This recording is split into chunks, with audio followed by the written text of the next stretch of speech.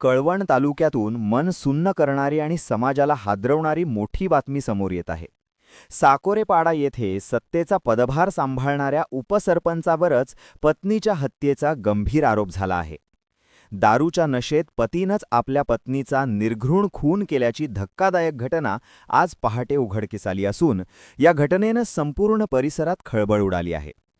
प्राथमिक माहितीनुसार साकोरेपाडा येथील उपसरपंच जयराम महारू पवार यांनी पत्नी जिजाबाई पवार यांच्यावर झोपेत असताना धारदार शस्त्राने वार करून त्यांचा खून केल्याचा आरोप आहे.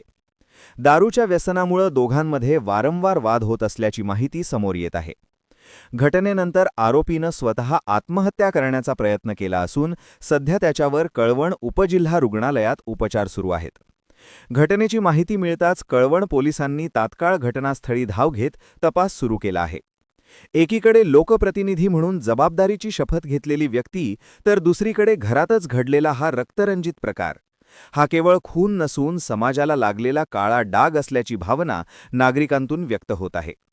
या प्रकरणाचा पुढील तपास कळवण पोलीस निरीक्षक खगेंद्र टेंभेकर यांच्या मार्गदर्शनाखाली पोलीस निरीक्षक जगदीश बोरसे, हवालदार शेवाळे यांच्यासह कळवण पोलीस करत आहेत. या आरोपी विरोधात कठोर कारवाई होणार का याकडे आता संपूर्ण तालुक्याचं लक्ष लागलं आहे. Rushali Solanki, bureau report, Wani. आपण पाहत आहात सत्य वेग विश्वासाचं नवं केंद्र, इंडिया न्यूज 24 तास.